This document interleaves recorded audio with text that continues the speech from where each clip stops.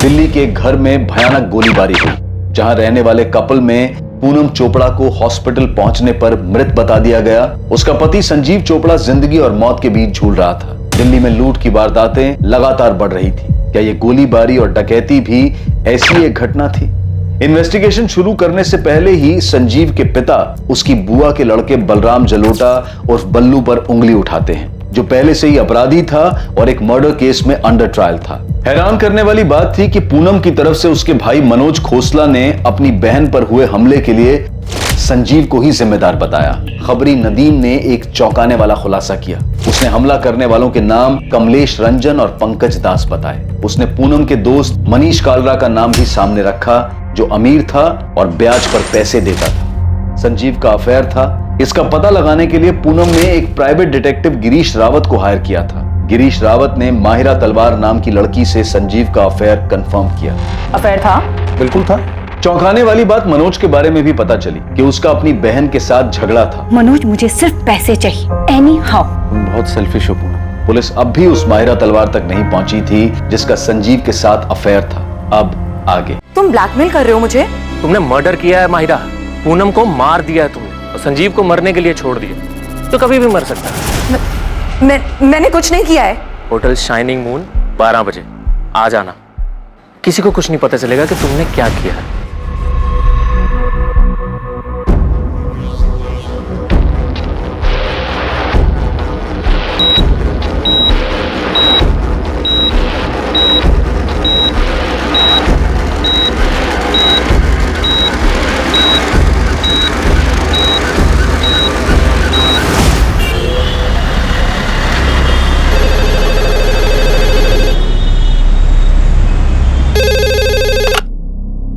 Hello, मैंने कुछ नहीं किया है, मुझे फंसाया जा रहा है। कौन? मनीष कालरा? हाँ सर। अगर तूने कुछ नहीं किया है तो सामने आ। ये क्रिमिनल्स की तरह छुप छुप कर भाग क्यों रहा है? सर, आप लोग सारा इल्जाम मुझ पे डाल दोगे, जबकि सच तो यह है कि पूनम मुझे ब्लैकमेल कर रही थी। तेरे लिए अच्छा यही होगा कि तू सरेंडर कर दे। लेकिन सर, मैंने कुछ किया ही नहीं है।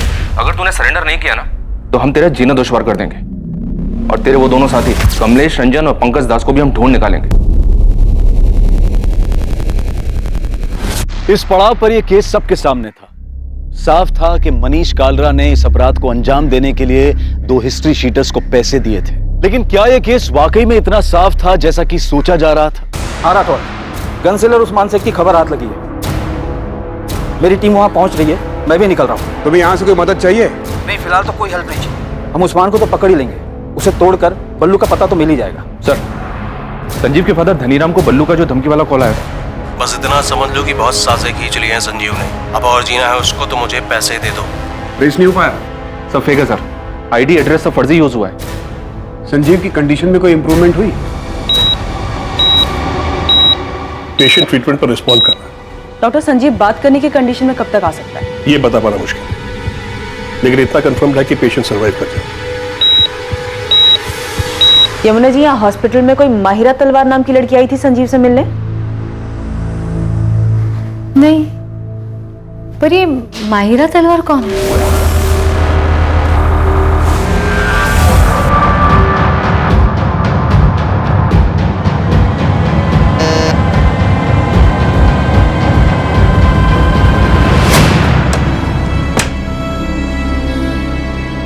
मुझे पता था तू आएगी माहिरा।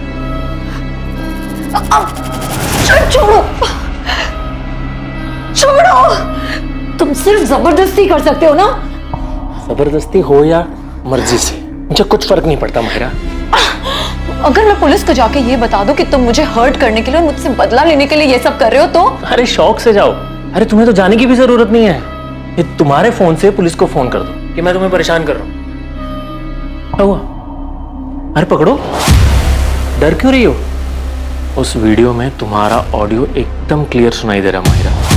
तो अगर हमारी सारी दिक्कत ही पूनम है तो इस दिक्कत को जड़ से हटा देते हैं ना Sanjeev? Same coffee shop, same table, तुम्हारी आवाज एकदम क्लियर सुनाई दे रही है। शहर में बहुत सारी रॉबरीज हो रही हैं, लेकिन अभी तक कोई पकड़ा नहीं गया है। तो ऐसी ही किसी एक रॉबरी में पूनम भी तो मर सकती है।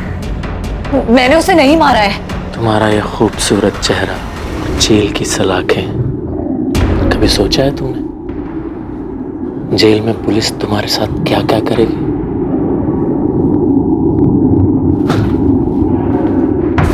खड़ी क्या हो?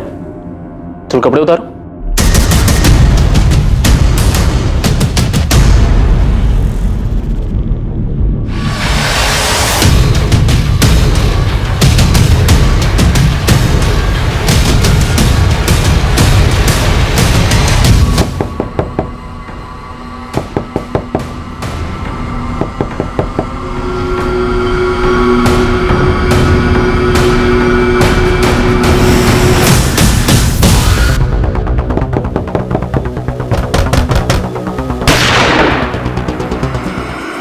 खेल खत्म उस्मान, गन नीचे रख दे, कोई होशियारी नहीं वरना यही ठोक दूंगा।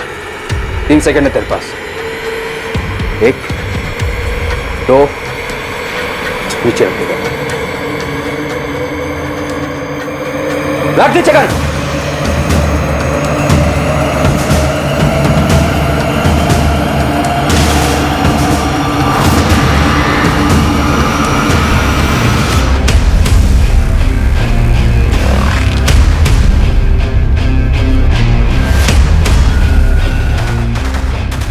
मेरे पीछे टाइम और एनर्जी दोनों वेस्ट कर रहे हैं आप लोग।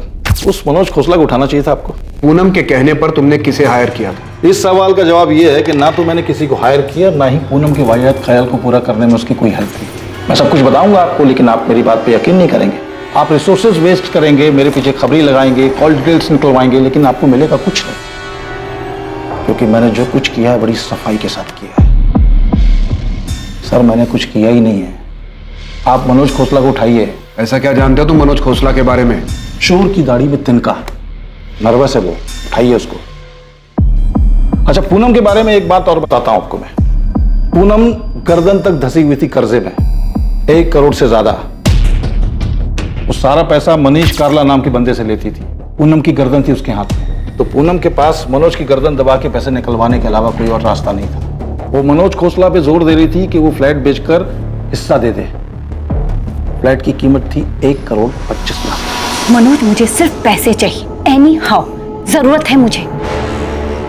अब चाहे तुम मार्केट रेट पे 50% कैश दो या फिर फ्लैट बेचकर मुझे पैसे दो। इतना सब कुछ जानते हो तो ये बात पहले क्यों नहीं बताई गिरीश?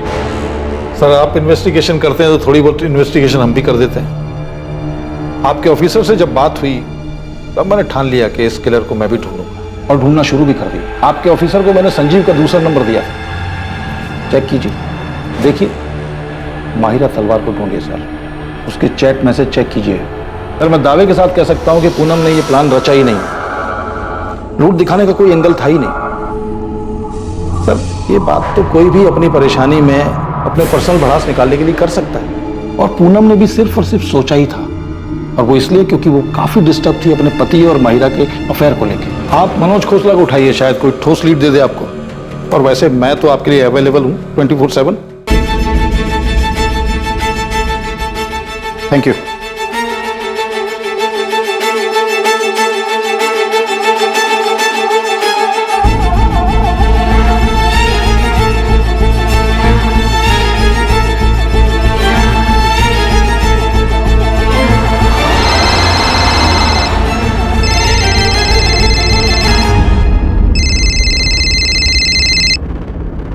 हेलो, माहिरा तलवार जी, मैं असिस्टेंट सब इंस्पेक्टर आरती त्रिवेदी बोल रही हूँ। जी बताइए। बात करनी है, कब आ सकती हो रसिक विहार पुलिस स्टेशन? मैम कल मेरा वीकली ऑफ है तो मैं कल आ सकती हूँ। ठीक है, सुबह 10:30 बजे रसिक विहार पुलिस स्टेशन।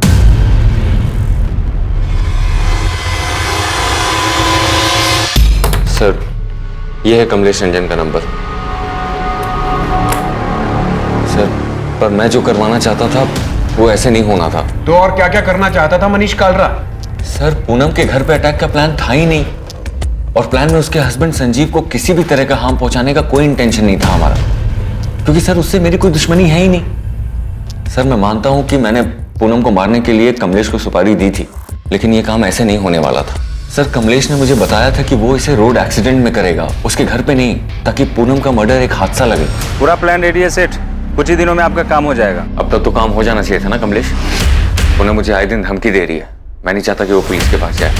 और एक तो तुम्हारा प्लान है कि अरे सेठ आप बेफिक्र रहिए, पूरी फील्डिंग हो चुकी है।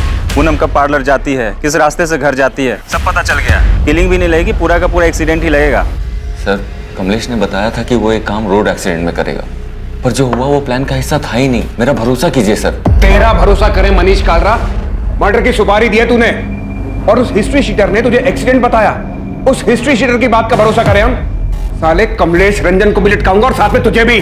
पूनम के मर्डर के बाद इसी नंबर पे बात हुई थी तेरी कमलेश के साथ? ये नंबर तो बंद है। उसने नहीं मारा है पूनम को। इनफैक्ट पूनम के मरने के बाद वो बाकी के पैसे तक लेने नहीं आया। और हम इस पर विश्वास कर ले? मैं सच कह रहा हूँ सर, ये किसी और का काम है। मैं सिर्फ पूनम को मरवाना चाहता था क्योंकि तंग आ गया था मैं उससे। एक तो मेरे लोन के 1.5 करोड़ रुपए नहीं लौटा रही थी और ऊपर से सर इस 2 नाव की सवारी में मेरा जीना मुश्किल हो गया था। फंस गया था सर मैं। तुमने आज तक एक भी इंस्टॉलमेंट नहीं लौटाया है। पर हम तो लवर्स हैं ना मनीष। हाँ लेकिन ये लोन हमारे लवर्स वाले एंगल का हिस्सा नहीं है पूनम। तुम ये कैसी बातें कर रहे हो मनीष? पूनम मुझे मेरे पैसे वापस चाहिए। मैंने वो पैसे तुम्हें एज ए लोन दिए थे। मनीष दोनों पार्लर को मिलाकर भी कुछ खास रिटर्न नहीं आ रहा है, इसीलिए मैंने दिवाली पर हैवी डिस्काउंट ऑफर रखा है। क्या पता बिजनेस पिक कर जाए। और ये बात तुम्हें मुझसे ज्यादा अच्छे से पता है कि मार्केट स्लो डाउन है। इसलिए तो पैसे वापस मांग रहा हूँ पूनम। मैं मार्केट से अलग नहीं हूँ, मुझे भी पैसों की जरूरत है। पर अचानक ये पैसों की बात कहाँ से आ गई मनीष? क्या मैं तुम्हें वो सब कुछ नहीं दे पाई जो तुम्हें खुशी दे सके, जो तुम्हें चाहिए था? तो मुझे कोई एक तरफा नहीं मिला है पूनम। तुम्हें भी मुझसे वो सारी खुशियां मिली हैं। तुम्हें हो क्या गया है मनीष? पूनम आज के बाद हम ऐसे नहीं मिलेंगे। आज ही आखिरी था। आज के बाद इट्स स्ट्रिक्टली बिजनेस। तुम प्लीज मेरे पैसे लौटा दो और भूल जाओ कि हमारे बीच में कुछ हुआ भी था। Avantika, am I right? उसी की वजह से तुम मेरे साथ ये कर रहे हो ना? तुम तो गए मनीष। बेस्ट लॉयर हायर करूंगी और रिद्धि मेरे साथ रहेगी और एलिमनी में इतना पैसा मांगूंगी ना कि तुम सड़क पर आ जाओगे। अवंतिका मैं सिर्फ सो रहे थे ना उसके साथ? मैं बहक गया था अवंतिका। पूनम बस मेरी क्लाइंट है। लेकिन अब तुम उसके क्लाइंट हो और मैं उसके साथ गुलछरे उड़ाती हूँ। अब ये बात मैं सबको बताऊंगी, रिद्धि को भी और कोर्ट को भी। अवंतिका हम बस फिजिकल हुए थे। एक बार डाइवोर्स हो जाने दो, फिर मैं भी ढूंढ लूंगी किसी, सिर्फ फिजिकल होने के लिए। अवंतिका चिल्लाओ मत, रहो उसी के पास। शादी करो या बाहर में जाओ, मैं तुम्हें रास्ते पर ला दूंगी, बर्बाद करके छोड़ूंगी। अवंतिका को अचानक सब कुछ पता चल गया, इसलिए अचानक तुम मुझे छोड़ रहे हो। अवंतिका मेरी वाइफ है, मेरी फैमिली है और हम दोनों के बीच में जो हो रहा है वो कभी खत्म नहीं हो सकता मनीष। तुम कैसी बात कर रही हो पूनम? तुम्हारी खुद की फैमिली है, हस्बैंड है। हस्बैंड, राइट, हस्बैंड जिसका अफेयर किसी और के साथ चल रहा है। फिर तो उसमें मैं क्या करूं पूनम? देखो तुम प्लीज मेरे लोन के पैसे मुझे लौटा दो और भूल जाओ कि हम एक दूसरे को कभी जानते भी नहीं। हम दोनों के बीच जो कुछ हुआ उसमें हम दोनों की मर्जी थी, तो जब चाहो तुम मुंह उठाकर सब कुछ खत्म नहीं कर सकते। सर घर पे अवंतिका मुझे धमका रही थी और बाहर पूनम।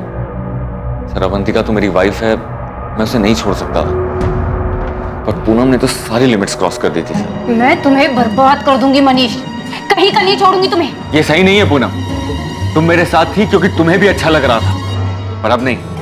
मुझसे भागना इतना भी आसान नहीं है मनीष। मैं तुमसे भाग नहीं रहा हूँ। मैं भागने भी नहीं दूंगी मनीष। अगर तुम्हारी वाइफ तुम्हें कोर्ट में ले जाने की धमकी दे रही है तो मैं तुम्हें पुलिस स्टेशन लेके जाऊंगी। लेकिन मैंने तुम्हारा किया क्या है पूनम? रेप किया है तुमने मेरा मनीष। नहीं इनोसेंट मत बनो। तुमने मुझे लोन दिया, उसे वापस लेने के लिए तुम मुझे ब्लैकमेल कर रहे हो और जबरदस्ती रेप कर रहे हो। बस यही बात मैं पुलिस स्टेशन जाके बोल दूंगी। तुम ऐसा नहीं कर सकती पूनम। मैं बिल्कुल कर सकती, इनफैक्ट मैं ऐसा ही करूंगी। मैं दोनों के बीच में पिसता जा रहा था सर, लेकिन अपनी फैमिली की कसम खा के कह रहा हूँ कि मैंने ये नहीं करवाया। ये डिसाइड हुआ था कि कमलेश इस हादसे को एक्सीडेंट का रूप देगा, पर यहाँ तो रॉबरी और मर्डर हुआ है सर। सर ये किसी और का काम है। सर अभी जो नंबर मैंने आपको दिया था सर, जब पूनम के मर्डर की खबर आई थी ना, तो मेरी इसी नंबर पर कमलेश से बात हुई थी। ये क्या कर दिया कमलेश? दिमाग खराब हो गया है। ये खबर पढ़ के मैं खुद हैरान हूँ सेठ। तुमने क्या कहा था? उसका एक्सीडेंट होगा। अरे सेठ हमने कुछ किया ही नहीं है। झूठ मत बोलो। मैं क्यों झूठ बोलूंगा सेठ? मैंने सुपारी उठाई, काम किया होता तो आपको फोन करता, बैलेंस पेमेंट लेने आता, और हमने तो एक्सीडेंट सोचा था ना, पर किसी टेढ़ी खोपड़ी ने घर में घुस के मार दिया तुम्हें। सर मैं कसम खा के कह रहा हूँ कि मैंने सुपारी दी थी, लेकिन प्लान एक्सीडेंट का ही था। साले तेरे जैसे मास्टरमाइंड और कमलेश जैसे हिस्ट्री शीटर पर भरोसा करने लगे ना, तो हमें नौकरी छोड़ के घर बैठ जाना चाहिए।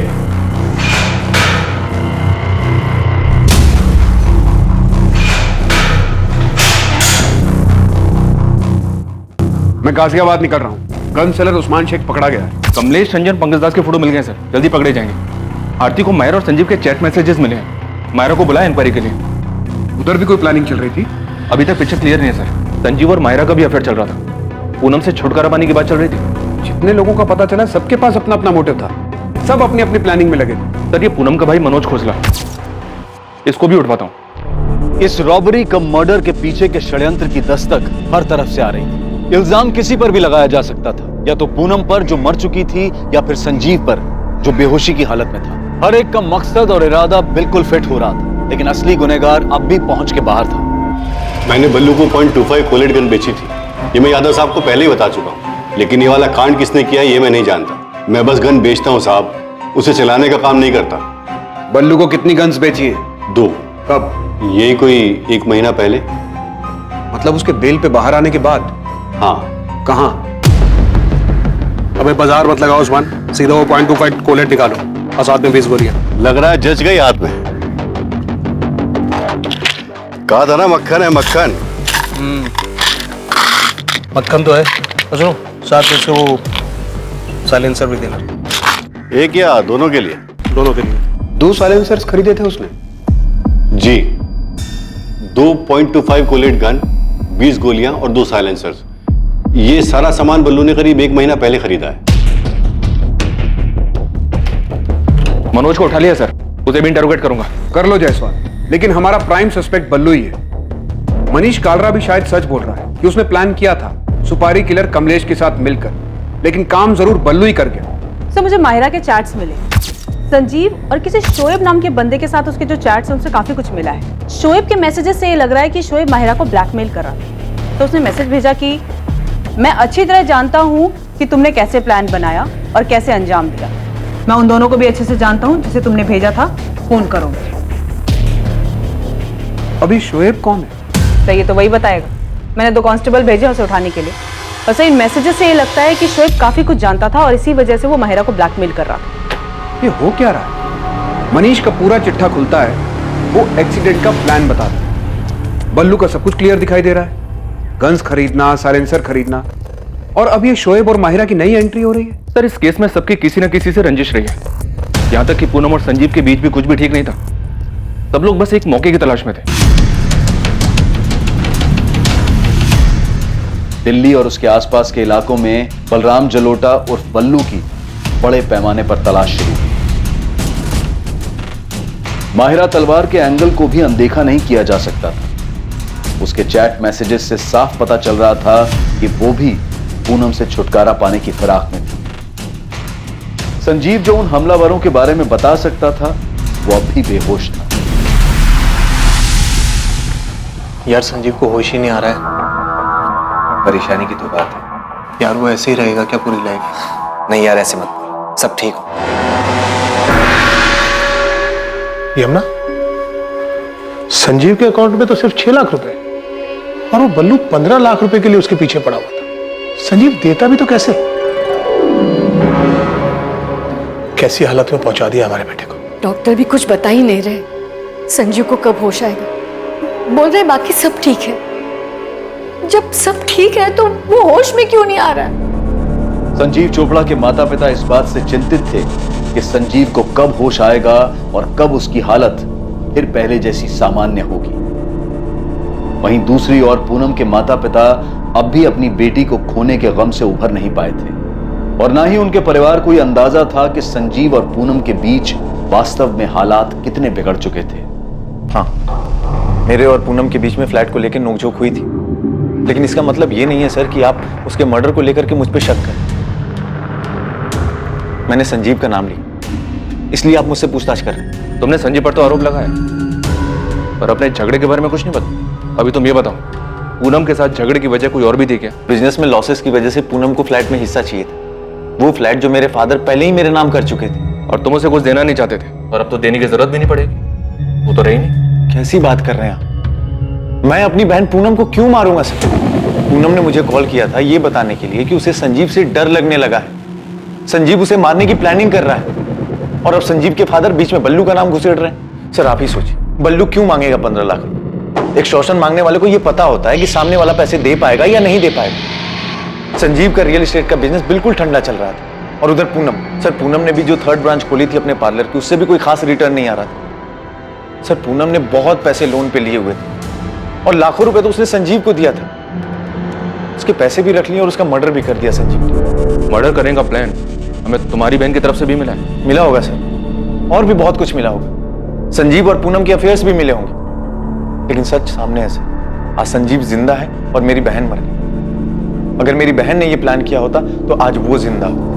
सर आपको मेरे बारे में जो पता करना है, जिससे पूछताछ करनी है कर लीजिए, लेकिन सच यही है जो मैं कह रहा हूं। इन सब के पीछे संजीव है सर। गोली गलती से संजीव पे चल गई होगी और वो विक्टिम बन गया। कहो तो तुम्हारे और संजीव के सारे मैसेजेस दिखाऊं? काफी परेशान थे तुम दोनों। पूनम संजीव को नहीं छोड़ रही थी। तुम्हें लगा हॉस्पिटल नहीं जाओगी तो पुलिस के रडार से बच जाओ। मैम हॉस्पिटल जाती भी तो क्या करती? संजीव से मिलने से पहले मुझे 1000 सवाल के जवाब देने पड़ते।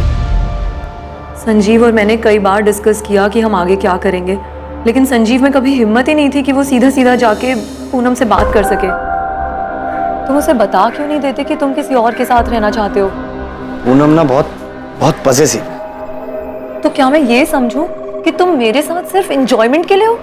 ऐसा नहीं है मायरा, तुम बात समझने की कोशिश करो। पिछले 1-1.5 साल से मेरा बिजनेस बहुत डाउन चल रहा है और मैंने पूनम से बहुत सारे पैसे लिए और पूनम ने भी वो पैसे सामने से लोन पर उठाए। मतलब तुम उसे इसीलिए नहीं छोड़ सकते क्योंकि तुमने उससे पैसे लिए हैं? वो मुझे नहीं छोड़ेगी। बहुत खतरनाक औरत है। क्या कहा तुमने संजीव? क्या कहा? तुम्हें अलग होना? तुम्हें ये अचानक हो क्या गया है? जब से हम मिले तब से अब तक हम दोनों के बीच काफी कुछ बदल चुका है। साफ साफ बोलो, क्या कहना है? मैं जानता हूँ तुम्हारी लाइफ में, मेरी लाइफ में कोई है? तुम पीछा कर रहे हो मेरा ये मतलब नहीं था। तो फिर क्या मतलब था? क्या मतलब समझूं मैं कि तुम्हारे मतलब की कोई मिल गई है तुम्हें? नहीं। तुम अलग होने की सोच भी कैसे सकते हो संजीव? तुम्हारे लिए 50 लाख का लोन उठाया है मैंने और तुम बड़े आराम से हजम करके अलग होना चाहते हो मुझसे। नहीं, बस मैं सोच रहा था कि क्या वैसे भी हम दोनों एक दूसरे से खुश है क्या? सब समझ में आ रहा है मुझे, समझ भी आ रहा है और दिख भी रहा है। तुम्हें कोई खुश करने वाली मिल गई और तुमने एक बढ़िया सी खिचड़ी बनाई या मुझे सर्व कर ली। ऐसा कुछ नहीं है। और ऐसा होना भी नहीं चाहिए संजीव। अगर ऐसा हुआ तो तुम्हारा क्या हाल होगा तुम सोच भी नहीं सकते। इनडायरेक्टली मैंने उससे डिवोर्स की बात की तो उसके अंदर का भूत बाहर आ गया। अगर पूनम ही हमारी सारी दिक्कत है तो इस दिक्कत को जड़ से खत्म कर देते हैं। देखो शहर में बहुत सारी रॉबरीज हो रही हैं और अभी तक कोई पकड़ा नहीं गया है, तो किसी एक रॉबरी में पूनम मर भी तो सकती है। नहीं मायरा, ये सॉल्यूशन नहीं है, इससे तो सब बर्बाद हो जाएगा। तो फिर हमें आबाद करने का कोई और प्लान है क्या तुम्हारे पास? मैं अपनी बात आगे बोल भी नहीं पाई थी कि संजीव ने सुनने से भी इनकार कर दिया। पर तुमने ये सोचा कि ये रॉबरी वाला प्लान काम कर जाएगा। हाँ, और उसका नतीजा मैं आज तक भुगत रही हूँ। जिसके मैसेजेस ट्रेस करके आप मुझ तक पहुंची हैं, शोएब, उसने उस दिन मेरी सारी बातें रिकॉर्ड कर ली थी और उसके बाद उसने मुझसे जबरदस्ती बहुत कुछ लिया है। मेरी इज्जत। शोएब कॉलेज में मेरा बॉयफ्रेंड था लेकिन अब नहीं है और ये बात उससे बर्दाश्त ही नहीं हो रही। वो मेरा पीछा करता है, उस रिकॉर्डिंग से मुझे ब्लैकमेल करता है। मेरी कुछ लाइफ ही नहीं बची है।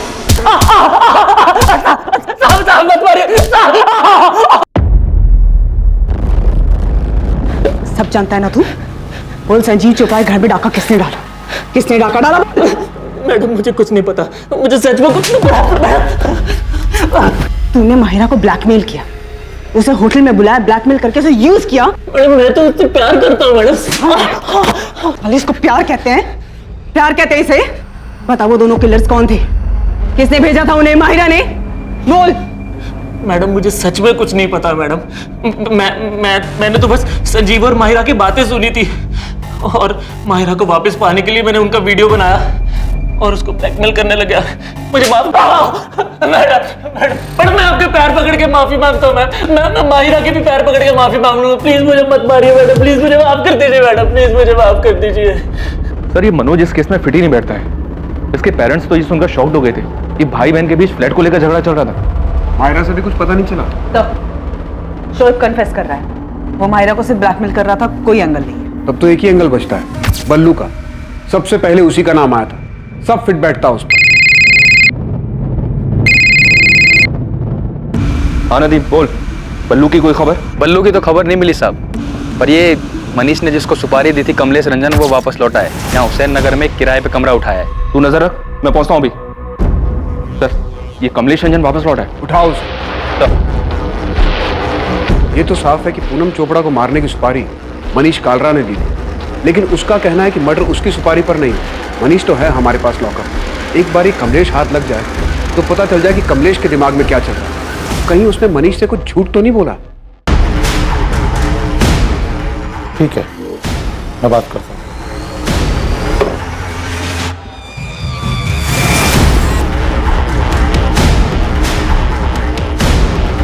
वो वाला कमरा है साहब।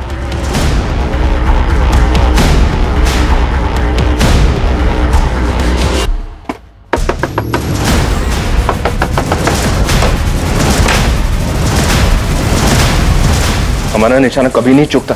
कमलेश रंजन, तुमने जो किया है उसे भुगतना तो पड़ेगा मनीष। तुमने अपनी कब्र खुद खो दी। माफ कर दो मुझे, मैं तो बस सब पहले जैसा ठीक करना चाहता था। पहले जैसा अब कुछ नहीं रहा मनीष, सब कुछ बिगड़ चुका है। ये दरार तुमने पैदा की, खूनी बन गए तुम। कहाँ है तेरा साथी पंकज? पता नहीं साहब, ये कांड होने के बाद हम अपने अपने रास्ते निकल गए। उसके बाद बात नहीं हुई हमारी। वो कोलकाता की तरफ गया था। कैश कितना था और गहना कितना मिला? काहे का कैश? अबे वो कमलेश, ज्यादा होशियारी मत कर, समझा? वो मनीष हमारे हाथ में है, प्लान जानते हम। 3-4 और रॉबरी तेरे नाम पे डाल देंगे, गोली मार देंगे, कोई नहीं आएगा तुझे पूछने। कमलेश, हाँ सर आप कर सकते हो, पर मुझे मारने से असली मुजरिम तो नहीं मिलेगा ना। मैं खुद हैरान हूँ। मनीष सेठ से सुपारी मैंने उठाया था। मैं और पंकज ये काम 16 तारीख को करने वाले थे। एक्सीडेंट के लिए हमने गाड़ी भी जुगाड़ लिया था, और उससे पहले ही 14 की रात को कोई ये कांड कर दिया। तो सुपारी गैंग में तुझे खबर नहीं मिली कि एक ही आदमी की डबल सुपारी बट रही है? नहीं पता चला साहब, जितनों को जानता हूँ पूछ पूछ के थक गया हूँ।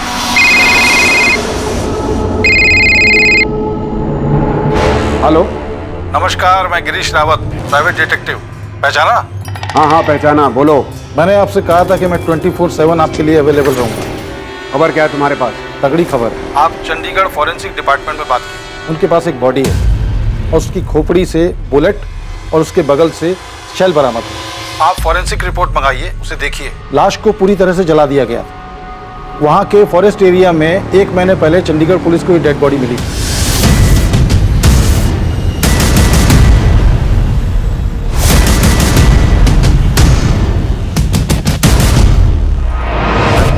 ये चंडीगढ़ वाले मर्डर केस में बुलेट .25 कॉलेट गन से चलाई गई थी। तुम्हें कैसे मालूम कि .25 कॉलेट गन हमारे केस में भी शामिल है? थैंक यू इंस्पेक्टर, आप तो तारीफ करेंगे नहीं तो सोचा मैं ही थैंक यू बोल देता हूँ। वैसे ये इन्फॉर्मेशन मुझे अपने चंडीगढ़ नेटवर्क से मिली थी, पर आज तक चंडीगढ़ पुलिस को ये नहीं मालूम कि डेड बॉडी किसकी है। शायद ये इन्फॉर्मेशन आपके कुछ काम आ जाए। 2 .25 कोलेट गन, 20 गोलियां और 2 साइलेंसर्स। ये सारा सामान बल्लू ने करीब 1 महीना पहले खरीदा है। जी सर, जंगल में मिली थी बॉडी। 17 सितंबर की बात, एकदम जली हुई कंडीशन में। आज तक पहचान नहीं हो पाई विक्टिम की, वैसे पहचानना मुश्किल है। ये मर्डर बलराम जलोटा उर्फ बल्लू का ही काम होगा। हाँ, दिल्ली पुलिस हेडक्वार्टर से वांटेड लिस्ट आई, उसमें फोटो मिला है उसका। बल्लू हमारे यहाँ से wanted, murder cum robbery case. Murder में यहाँ जो गन यूज हुई है वो .25 कॉलेट गन है। शायद तुम्हें भी यही मिला। हाँ यही है। बुलेट विक्टिम के स्कल से रिकवर हुआ था और सेल भी वहीं पास में पड़ा था। FSL के पास ही है वो, और रिपोर्ट दी है उन्होंने कि गोली .25 कॉलेट गन से ही चली थी। मुझे FSL से वो बुलेट चाहिए। मेरा ऑफिसर अंकुर सिन्हा ये कोऑर्डिनेट करेगा। बुलेट आपको मिल जाएगी सर। क्राइम सीन और बंट बॉडी के फोटो भी हैं हमारे पास, पर बॉडी हमने क्रिमिनेट कर दी। पर विक्टिम का DNA प्रिजर्व्ड है। आइडेंटिटी ट्रेस करने में दिक्कत इसलिए आ रही है क्योंकि कोई मिसिंग रिपोर्ट ही मैच नहीं हो पा रही। एक अनजान आदमी की चंडीगढ़ में हुई हत्या और उस हत्या में इस्तेमाल की गई गन का संजीव और पूनम के घर पर हुई डकैती और हत्या के केस से निश्चित तौर पर संबंध था। मगर इन कड़ियों को जोड़ पाना और प्राइम सस्पेक्ट बलराम जलोटा और बल्लू तक पहुंच पाना पुलिस के लिए आसान साबित नहीं होने वाला। इस मामले में हॉस्पिटल से अभी कुछ और चीजें सामने आनी थी, जहां संजीव चोपड़ा धीरे धीरे रिकवर हो रहा था। सर, एक गुड न्यूज है। ये खबर मैंने आपको पहले इसलिए नहीं दी बिकॉज मैं आपको डिसअपॉइंट नहीं करना चाहता था। संजीव चोपड़ा को होश आ गया डॉक्टर? जी हाँ, 3 दिन पहले। अब संजीव बात करने की कंडीशन में है, लेकिन मैं आपको 5 मिनट से ज्यादा अलाउ नहीं कर सकता। इन्वेस्टिगेटिंग टीम को उम्मीद थी कि संजीव चोपड़ा होश में आकर उन्हें हमलावरों के बारे में बताएगा, कोई जानकारी या सुराग देगा। लेकिन क्या वाकई ये जानकारी कुछ अलग साबित होने वाली थी, जो कि इन्वेस्टिगेटिंग टीम को पहले से नहीं पता था? संजीव,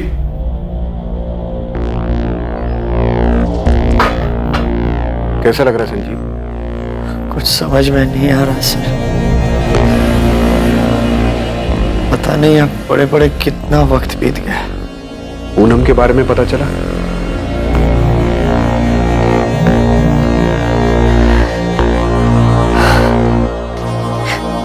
मुझे यकीन नहीं हो रहा मैं कैसे बच गया। तुम्हारे फादर ने तुम्हारे कजन बल्लू का नाम लिया, वो धमका रहा था तुम्हें?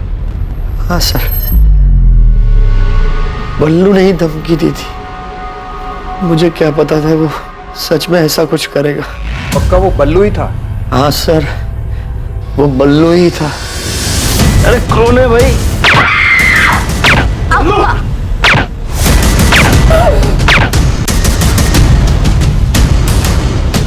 बल्लू ने मुझसे 15 लाख रुपए मांगे थे। मुझे क्या पता, नहीं दूंगा तो अटैक करेगा। आपने पकड़ा बल्लू को सर? जल्द पकड़ लेंगे, अब तुम आराम करो। बस यही कंफर्म करना था कि ये सब कुछ बल्लू ने किया है। सर, बल्लू पकड़ा गया? हर जगह पुलिस अलर्ट है उसके लिए, जल्दी पकड़ा जाएगा। आप संजीव का ख्याल रखिए।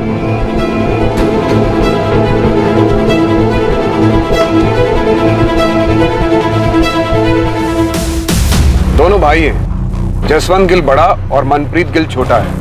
ऑलमोस्ट हर दिन दिखते हैं हॉस्पिटल में दोनों। संजीव और ये दोनों भाई ग्वालियर में एक साथ ही बड़े हुए हैं। ग्वालियर में संजीव के ग्रैंडफादर थे। सर, संजीव के कॉल रिकॉर्ड्स में भी दोनों का नाम था। कुछ ठोस मिला है चंडीगढ़ केस में। वो बुलेट शेल एफएसएल ने भेजा है मुझे। उसी गन से चली या उनमें से किसी एक गन से? ये अभी नहीं बता सकता, लेकिन जो बुलेट शेल है उसमें सीरीज नंबर है। वो उसी सीरियल नंबर के आसपास की है जो हमें संजीव के घर से मिली थी। 20 गोलियां खरीदी थी बल्लू ने। मैं बाजार मत लगाओ उस्मान, सीधा वो .25 कोलेट निकालो और साथ में 20 गोलियां। थैंक्स अंकुर, शायद इस चंडीगढ़ वाली इंफॉर्मेशन से बल्लू का कुछ पता चले। सर, महीने भर से हम हर जगह हर पुलिस स्टेशन में तलाश रहे हैं, एक भी मिसिंग कंप्लेंट मैच नहीं हो रहा है। आपके बोलने के बाद हमने सबको दोबारा से सारी डिटेल भेजी। सतीश, तुम चंडीगढ़ के 16 और 17 सितंबर के सीसीटीवी फुटेजेस दे सकते हो, खासकर टोल नाका और सारे एंट्री एग्जिट पॉइंट्स के? ठीक है, 1-2 दिन दो, मुझे भिजवाता।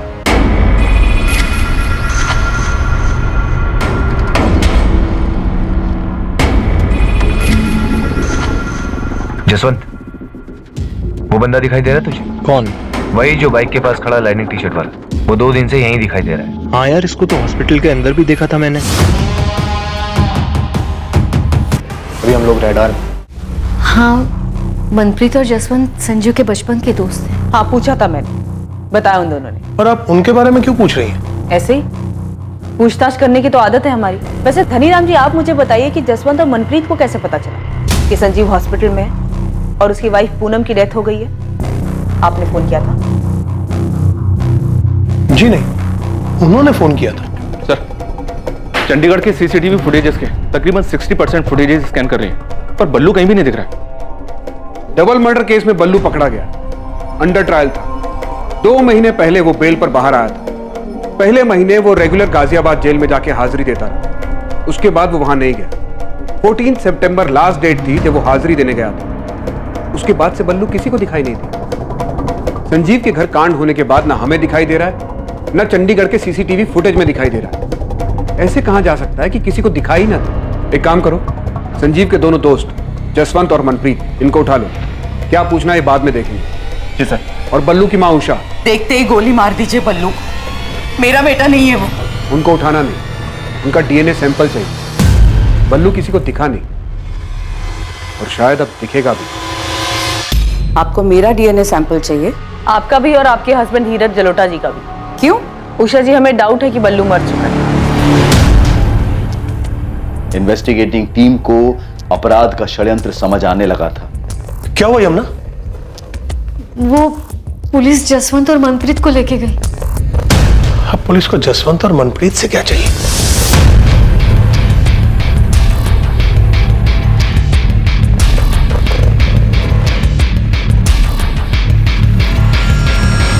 चंडीगढ़ से मिली अनजान लाश के प्रिजर्व किए गए डीएनए सैंपल्स बलराम जलोटा उर्फ बल्लू के माता पिता उषा और धीरज जलोटा के डीएनए सैंपल्स के साथ मैचिंग के लिए भेजे गए।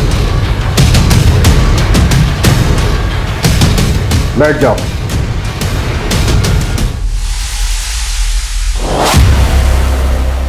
सिर्फ एक बार पूछूंगा, ये जली हुई बॉडी बल्लू की है ना? भूल के ना तो बोलना ही मत। सीसीटीवी में देखे हो तुम दोनों। हमारी मार झेल नहीं पाओगे, फिर आवाज नहीं चीख निकलेगी।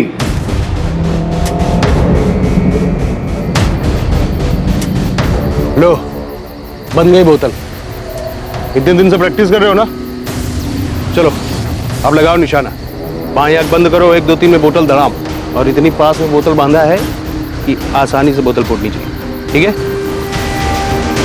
और आप टेंशन मत लो, इसमें ये साइलेंसर लगा है, किसी को सुनाई नहीं देगा, किसी को कुछ पता नहीं चलेगा। 3 तक गिनती में बोतल धड़ाम।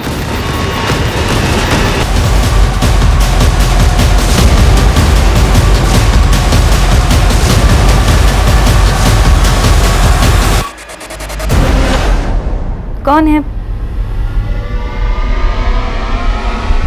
कौन है ओए? कौन है? सर, प्लान हमारा नहीं था सर।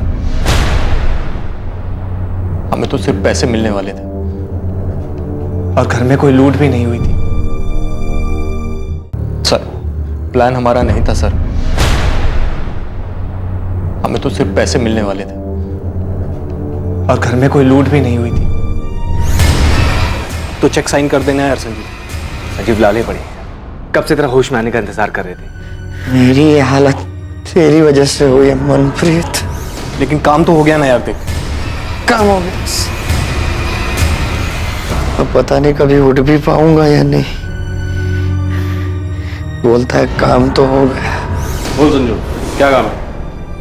तेरे लिए जो भी होगा सब कर दूंगा। पूनम को मारना है, डाइवोर्स दे दे। पूनम ना मुझे डाइवोर्स देगी ना मुझे छोड़ेगी। पहले वो सारे पैसे लौटा दो जो मैंने तुम्हें लोन पर उठा कर दिए, उसके बाद इस कोठी पर मेरा नाम लिखवा दो। तो पूनम भरोसा करो मुझ पर, मैं डाइवोर्स के बाद में भी पैसे लौटा दूंगा। बेवकूफ समझाया क्या तुमने मुझे संजीव? हाँ, मनीष का लोन मेरे सर पर है तो इस बात का फायदा उठाकर तुम मुझे छोड़कर वो माहिरा के साथ चले जाओ। पर यू नो व्हाट, मैं तुम दोनों को देखकर ना तो खुश हो पाऊंगी ना डाइवोर्स दे, जिंदगी बर्बाद कर दूंगी, रगड़ दूंगी तुम्हें। और ऐसा करने से तुम्हारे कलेजे को ठंडक पहुंचेगी। चाहे कुछ भी हो, तुम्हें आराम से नहीं मिले। और रही बात डाइवोर्स की, तो सोचना भी मत। हटा देंगे तुम्हारे रास्ते से गाड़ा। हमको क्या मिलेगा? तू बता। 15 लाख दिए, लेकिन तू ये कांड नहीं करेगा। तो तुम करोगे? मेरे 2 दोस्तों को तैयार कर, गन चलाने की ट्रेनिंग दे, वो करेंगे काम। ऐसा तभी तो पुलिस को लूट और रॉबरी का केस लगेगा। और मैं बोलूंगा कि तू एक्सटॉर्शन के पैसे के लिए मेरे पीछे पड़ गया था, तो पुलिस के रडार में आएगा ही नहीं और पुलिस तुझ तक पहुंच नहीं पाएगी। देखो, शहर में बहुत सारी रॉबरीज हो रही है और अभी तक कोई पकड़ा नहीं गया है, तो किसी एक रॉबरी में पूनम मर भी तो सकती है। एक तरफ पुलिस को लूट और रॉबरी का केस लगेगा और दूसरी तरफ तेरा नाम आएगा एक्सटॉर्शन। पुलिस किसी नतीजे पर पहुंच नहीं पाएगी और थोड़े दिनों में अपने आप ये केस बंद हो जाएगा। धन्य हो मेरे भाई। मैं सोच रहा था कि अपने खानदान में सिर्फ क्रिमिनल बुद्धि ना मेरे पास ही है, लेकिन तुम तो मुझसे भी आगे की सोच रहे हो। कमाल है। जसवंत और मनप्रीत को सिखा गन कैसे चलाते हैं। गन पर साइलेंसर होना चाहिए। टेंशन मत लो, हो जाएगा। कब करना है फाइनल डेट बता। तू गन का इंतजाम कर, ट्रेनिंग दे, डेट में बता दो।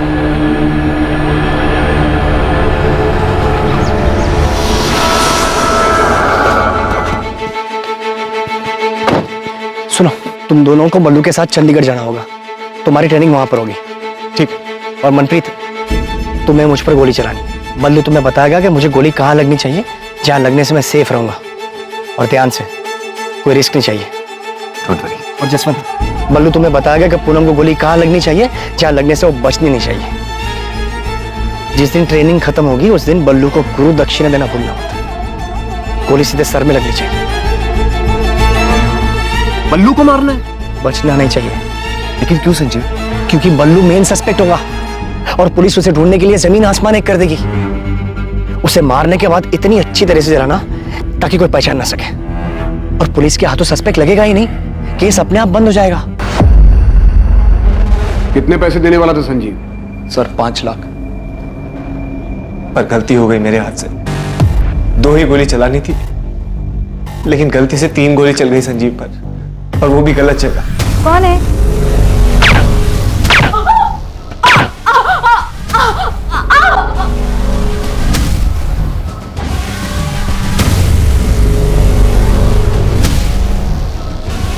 चला, अब गोली चला मुझ पर, ध्यान से। अबे, 3 गोली क्यों चला दी? भाई गलती से चल गए भाई। संजीव, संजीव, संजीव, उठ संजीव, संजीव, संजीव। तुझे ट्रेनिंग भी दी थी ना? 2 गोली बोला था, तूने 3 गोली चला दी। गिनती भी नहीं आती कि कुछ और प्लान कर रहा था तू? संजीव ऐसा नहीं है यार, गलती से चल गई थी, जानबूझ के नहीं किया, गलती हो गई यार, समझना यार। फुटो यहाँ से, जब मैं ठीक हो जाऊंगा तब पैसे की बात करेंगे। जाओ, निकलो यहाँ से। सर हमसे तो दोस्ती यारी में हो गया सर, आज तक कोई पैसा नहीं मिला सर, इसीलिए इतने दिन से हॉस्पिटल के चक्कर काट रहे। पैसा नहीं, किलो के हिसाब से चार्जेस लगेंगे दोनों पर। ये तो नहीं पता तू कब फिर से ठीक होगा संजीव चोपड़ा, पर जब भी चलने फिरने लायक होगा तब हम लेंगे तेरी कस्टडी। डिवोर्स के लिए कोर्ट जाता, उसमें कम दिमाग खर्च होता तेरा। इतना दिमाग बेवकूफी वाले काम में लगा दिया और क्रिमिनल बन गया तू।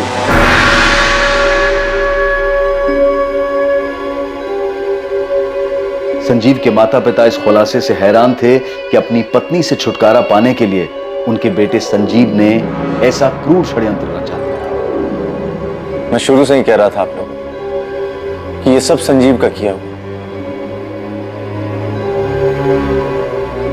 माहिरा ने पूनम से छुटकारा पाने के लिए दिल्ली में हो रही रॉबरीज की आड़ में इस तरह से रॉबरी और मर्डर के बारे में सोचा था, लेकिन इन्वेस्टिगेशन में सामने आया कि असल में हुए अपराध में माहिरा की कोई भूमिका नहीं थी।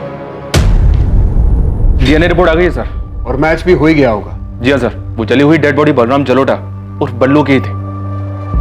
ऐसी आपराधिक और खतरनाक बातें सोचने में हम इंसानों के दिमाग का कोई तोड़ नहीं। संजीव चोपड़ा, जसवंत गिल और उसके छोटे भाई मनप्रीत गिल पर बलराम जलोटा और पूनम चोपड़ा की हत्या के लिए आईपीसी की धारा 302 के चार्जेस लगे हैं। पुलिस संजीव के हॉस्पिटल से डिस्चार्ज होने का इंतजार कर रही है ताकि उसे कस्टडी में लिया जा सके। न जाने ऐसे कितने ही उदाहरण हैं जहां किसी अपराध को अंजाम देने की लोगों की बेवकूफी भरी सोच उन्हें अपराध के ऐसे रास्ते पर धकेल देती है जहां उनकी इच्छाओं के विपरीत ताउम्र उन्हें इसके नतीजों का सामना करना पड़ता है और वो सलाखों के पीछे पहुंच जाते हैं। फिर भी बार बार यही देखने को मिलता है कि जुर्म की सोच कई लोगों के दिमाग में पनपती ही रहती है। ऐसे मूर्खतापूर्ण अपराध के बारे में सोचते वक्त दिमाग इतना मजबूत कैसे हो जाता है, और वही दिमाग किसी टकराव की स्थिति से बाहर निकलने का आसान सा रास्ता खोजते वक्त इतना असहाय क्यों हो जाता है। डिवोर्स लेकर अलग होने में तकलीफ हो सकती है, लेकिन इससे किसी की जान नहीं जाएगी, ना खुद की और ना ही किसी और की। जुर्म की अंधी गली के आखिर में सिर्फ अंधेरा ही मिलता है, और साथ ही मिलता है अपराधी होने का अभिशाप और बचे हुए जीवन को पछतावे में काटने की सजा। Crime never page. अब मैं अनूप सोनी आपसे विदा लेता हूं। आपसे फिर मुलाकात होगी एक नए केस के साथ, और याद रखें, क्राइम और आपके बीच में सिर्फ इतना फर्क है कि आप कितने सतर्क हैं। सतर्क रहें, सुरक्षित रहें। जय हिंद।